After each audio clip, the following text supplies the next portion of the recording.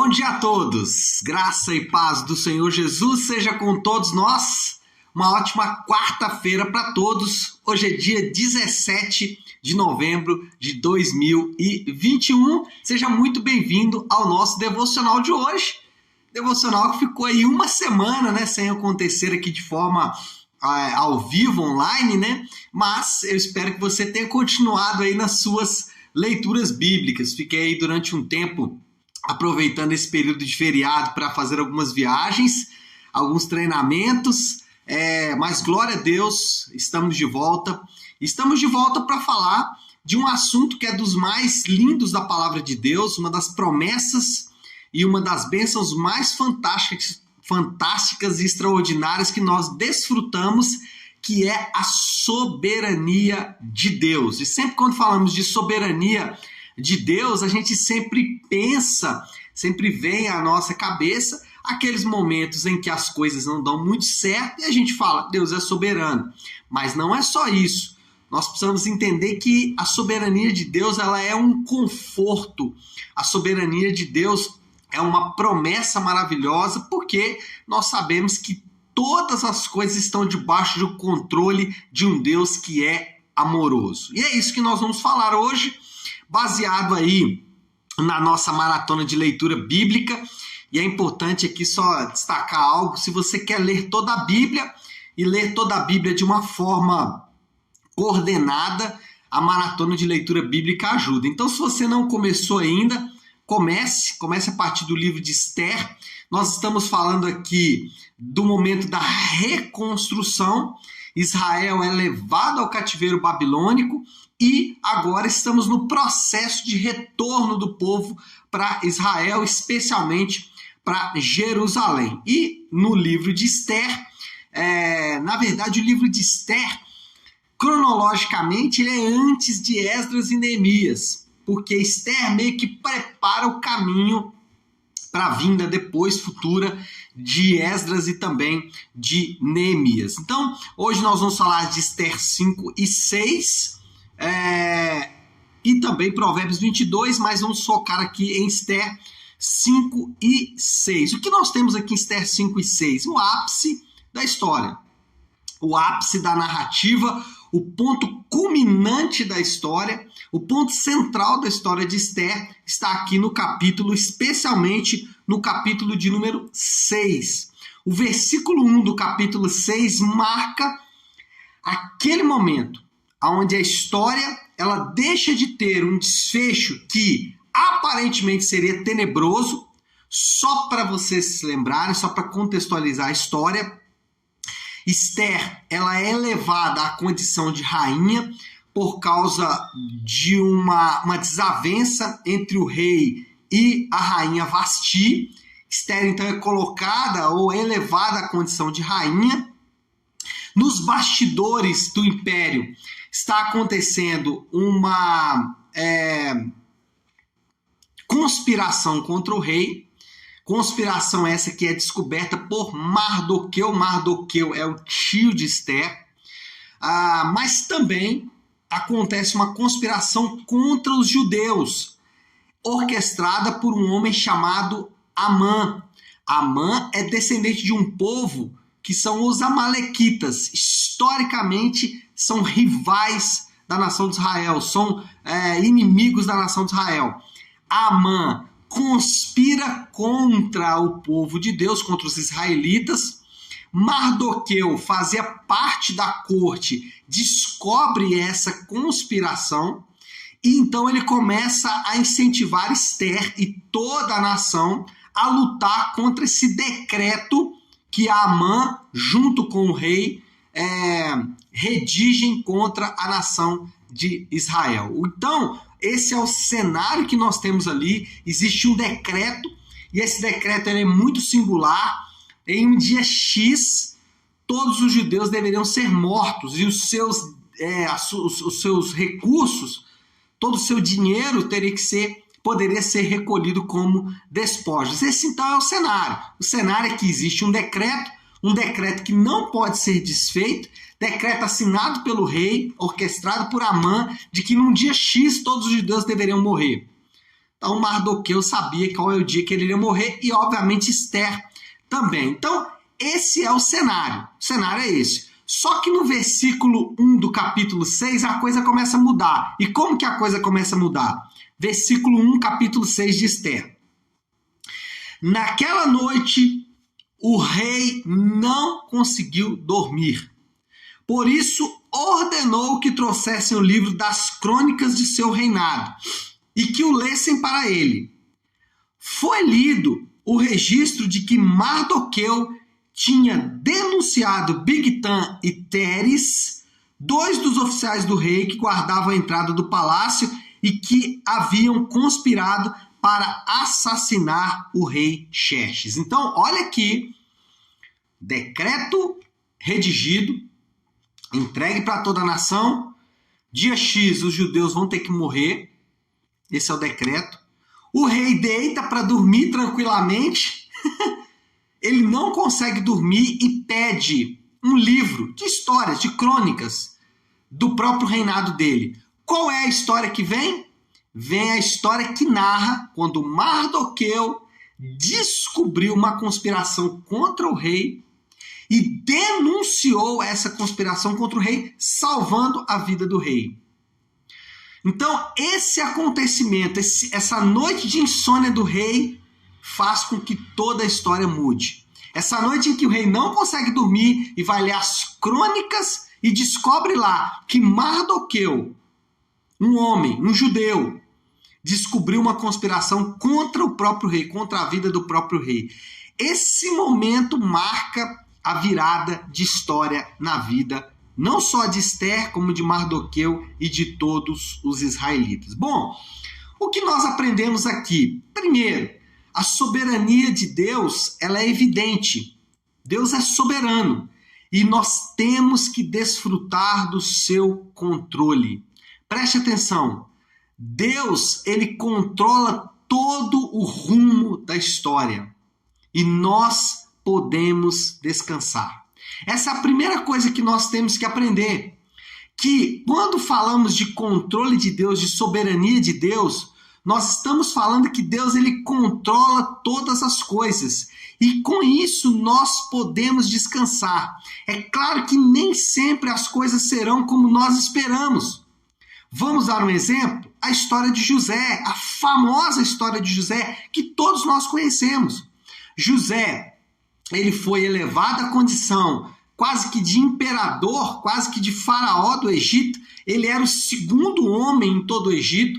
José foi colocado em uma condição de extrema honra e nas suas mãos estava o destino da nação de Israel. Nas mãos de José ficou o destino da nação de Israel. Ele poderia optar em matar Jacó e os seus irmãos que o traíram e assim acabar completamente com a nação de Israel, com o povo de Deus. Estava nas mãos de José. Só que antes disso, o que aconteceu com José? Olha o que José passou. José enfrentou o poço que os seus irmãos lançaram. José foi vendido como escravo. José foi trabalhar na casa de Potifar e acusado injustamente por sua mulher, preso por isso. Depois, na prisão, ele ajuda alguns homens que deveriam se lembrar dele e esses homens não se lembram. Enfim, José enfrentou todo tipo de agruras antes de chegar na condição que ele chegou. Então, o que nós precisamos entender é que Deus está controlando todas as coisas, mas não significa que as coisas vão ser como nós esperamos. O fato de Deus ter o controle de todas as coisas nos ensina que não é o destino que está controlando todas as coisas.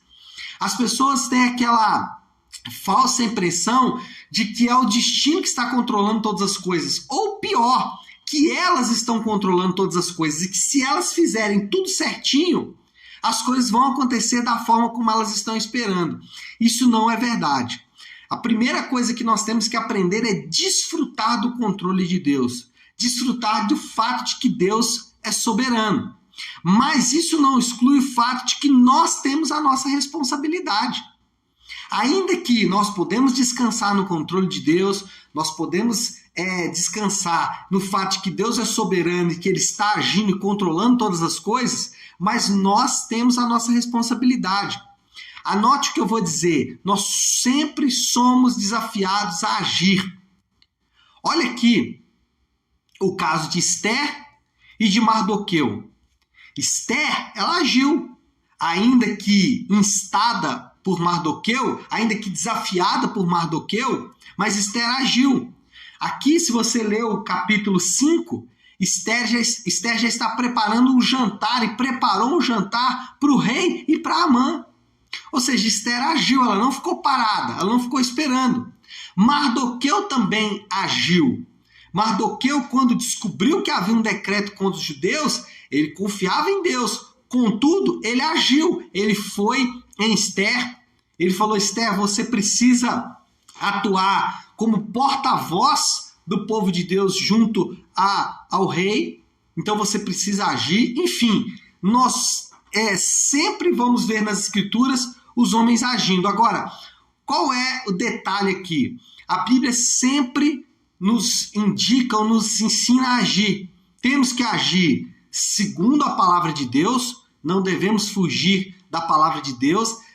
Além disso, oração é uma forma de ação, então sempre agir com o coração cheio de oração, mas procurando sempre agir. Nós temos a nossa responsabilidade. Deus é soberano, mas nós também temos a nossa responsabilidade. Então, aprendemos que, em primeiro lugar, Deus é soberano e tem o controle de todas as coisas, então nós podemos descansar, mas nós temos a nossa responsabilidade e devemos agir de acordo com a palavra de Deus e em oração, para que Deus vá nos direcionando, para que Deus vá nos mostrando o caminho. E aí, a meditação na palavra e a oração é importante. E, em terceiro lugar, a palavra de Deus mostra o caminho que Deus vai seguir. Lembre-se, o plano de Deus está revelado nas Escrituras. As Escrituras, elas são indicadores de quais caminhos Deus vai tomar. Deus nunca vai agir contra a palavra dele, mesmo que isso traga conforto para você. Mesmo que você diga assim: não, eu sinto paz de fazer isso. Mas se é contra a palavra de Deus, certamente não é o caminho que Deus escolheu.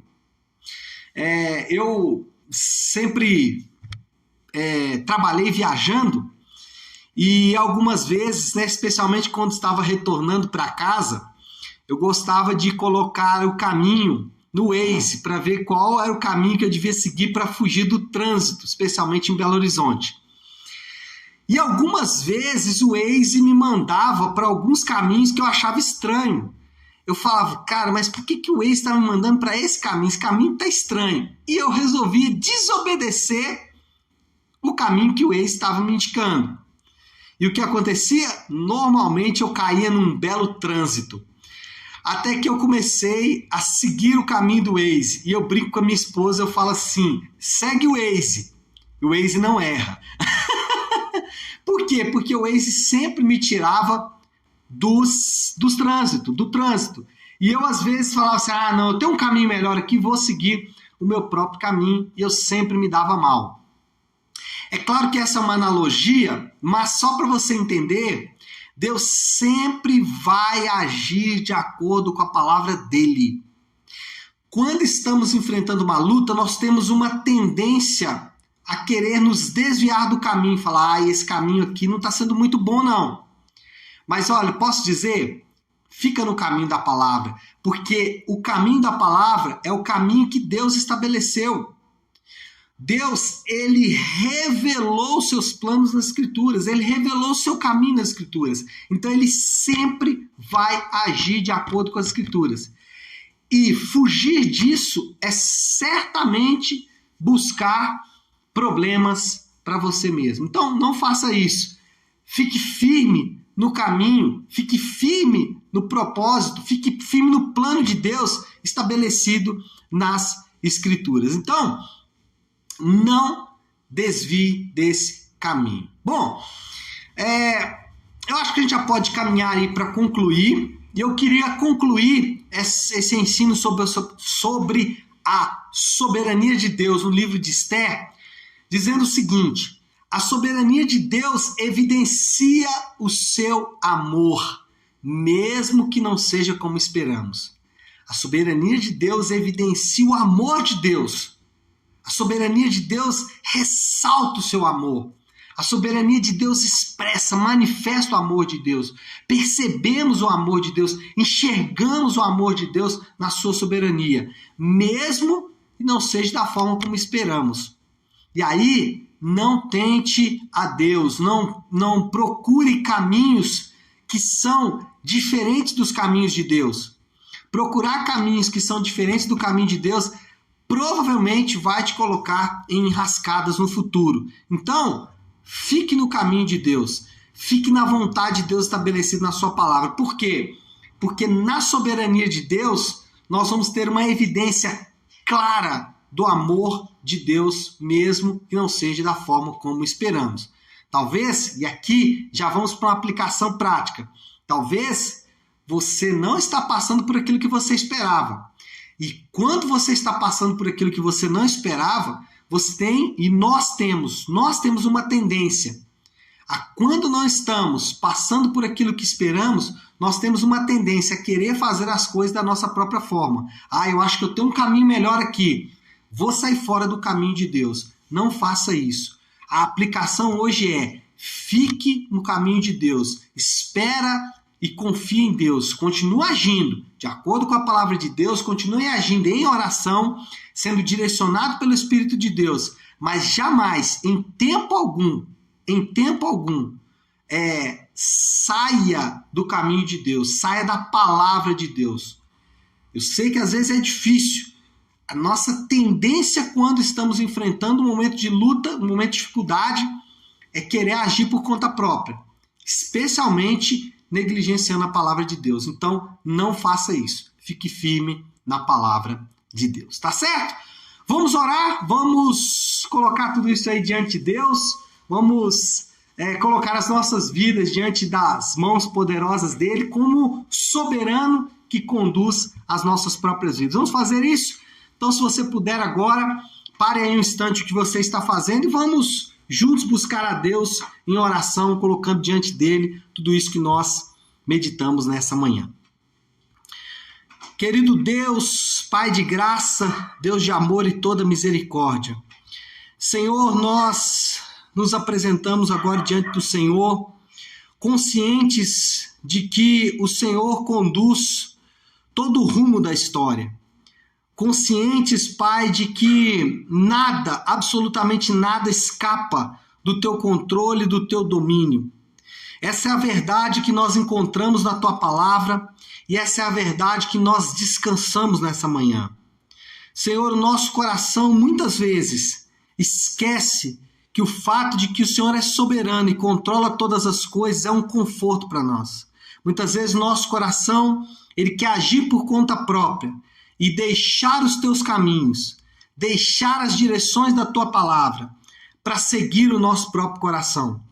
E nessa manhã nós nos arrependemos disso e pedimos que o Senhor nos ajude a mantermos firmes, Pai, mesmo diante de grandes dificuldades, mantermos firmes em tua palavra e na confiança de que o Senhor é soberano e está conduzindo todas as coisas. Oramos assim em nome do teu santo Filho Jesus. Amém. Amém, pessoal? Bom, então é isso, né? Nós vamos ficando por aqui. Amanhã, 7h30 da manhã, nós estaremos aqui de volta, tá bom? Fiquem com Deus, Deus abençoe e uma ótima quarta-feira para todos.